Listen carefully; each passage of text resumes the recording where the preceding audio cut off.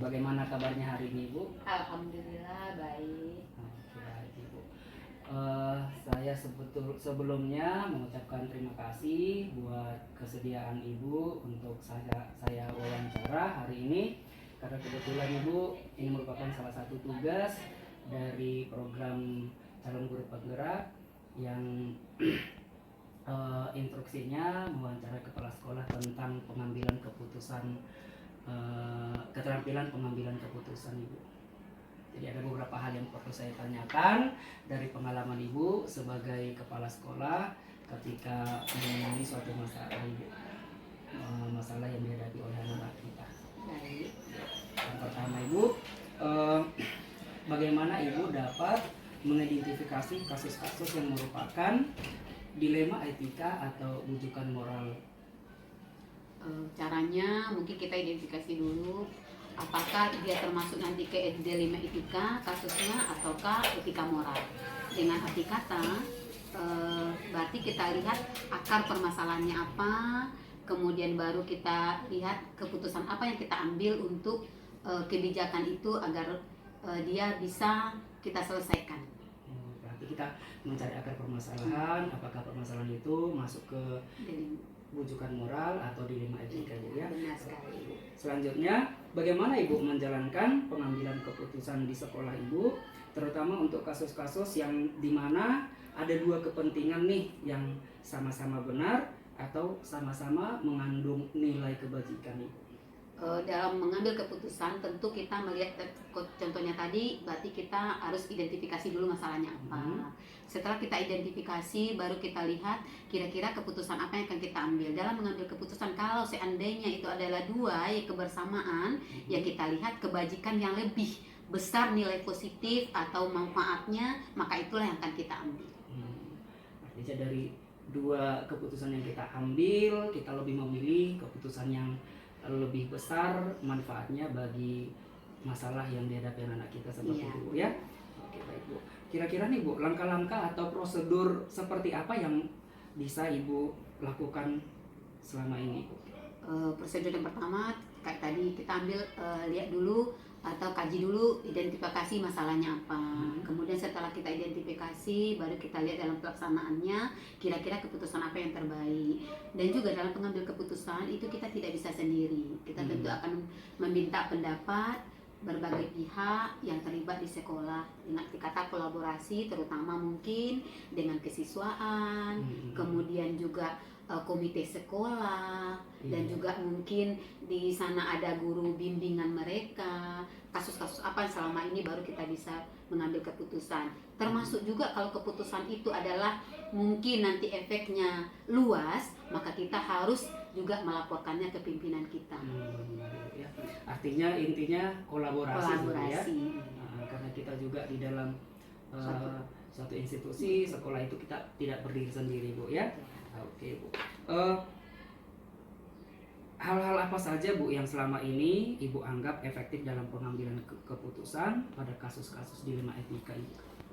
Hal yang mungkin bisa kita lakukan dalam dilema etika, yakni melihat keterkaitan kasus tersebut dengan keputusan yang kita ambil. Mungkin bisa jadi kita melihat hal-hal positif yang akan dihasilkan dari keputusan yang kita ambil tersebut, sehingga kekuatan-kekuatan yang kita miliki itu mengambil kebijakan yang positif itu yang kita lakukan. Karena kalau seandainya kelemahannya, maka itu akan menjadi tantangan. Jangan kita libatkan di sana, sehingga kita enak dalam mengambil keputusan, tapi kita harus bijak dalam mengambil kebijakan tersebut. Untuk selanjutnya Ibu ya, hal-hal apa saja yang selama ini yang merupakan tantangan dalam pengambilan keputusan pada kasus-kasus dilema etika yang Ibu hadapi? Kalau tantangan dalam kita mengambil keputusan itu yakni efek atau akibat dari keputusan yang kita ambil. Kemudian juga keterlibatan warga sekolah yang mungkin tidak menyetujui dengan hal tersebut. Cuman kita tidak bisa berpatokan dengan kelemahan tersebut, karena kita harus mengambil kebijakan itu. Makanya Ibu katakan tadi, kita lihat risiko yang akan kita ambil itu mana yang manfaat positif lebih banyak, maka itu yang kita lakukan. Artinya mungkin kita melihatnya dari keputusan yang kita ambil itu dari segi yang lebih minim resikonya Ibu ya. Apakah Ibu memiliki sebuah jadwal tertentu dalam penyelesaian kasus dilema etika ini, atau langsung menyelesaikan di tempat, atau apakah memiliki sebuah jadwal untuk menyelesaikannya? Bentuk atau prosedur seperti apa yang Ibu jalankan? Kalau kasus itu dilema etika, itu kita tidak usah memakaikan jadwal. Kenapa? Karena itu akan efeknya apabila kasus itu terjadi saat ini, maka kita sebagai pimpinan harus bijak dan cepat mengambil keputusan. Karena kalau tidak akan merembes kemana-mana. Makanya contoh tadi, kalau seandainya kasusnya melibatkan mungkin lebih luas, maka kita juga mengajak kolaborasi warga sekolah yang lain, contohnya komite, kesiswaan, dan juga kita lapor ke atasan. Tapi saat itu juga kita harus mengambil keputusan, karena kalau sudah rentang waktu itu risikonya lebih besar lagi. Oke baik Bu. Atau ini Bu, apakah ada seseorang atau faktor-faktor yang selama ini mempermudah atau membantu Ibu dalam pengambilan keputusan dalam kasus dilema etika ini Bu? Kalau faktor dalam mengambil keputusan itu, kalau bagi saya sih sebagai pimpinan kita harus cepat tanggap dengan apapun keputusan yang kita ambil, dan kita harus berani menanggung resiko setelah keputusan kita tetapkan, karena kita pasti punya komitmen yang kita putuskan atau yang kita ambil kebijakan itu akan lebih banyak dampak positifnya. Dampak positifnya Bu ya, karena kita juga harapannya keputusan yang kita ambil itu memberikan dampak positif bagi anak-anak kita yang menghadapi masalah Bu ya, tidak ada yang dirugikan gitu seperti itu ya. Oke Bu, yang berikutnya Ibu, mungkin ini pertanyaan terakhir Ibu ya. Dari semua hal yang telah Ibu sampaikan, pembelajaran apa yang dapat Ibu petik dari pengalaman yang Ibu ambil dalam pengambilan keputusan dilema etika ini? Mungkin pengalaman yang kita ambil ya dalam mengambil kebijakan atau keputusan dilema etika itu bahwasanya kalau kita memutuskan atau dengan bijak, maka hal positif akan banyak terjadi di sekolah. Karena yang namanya dilema etika itu akan berdampak langsung dengan siswa dan juga guru-guru kita.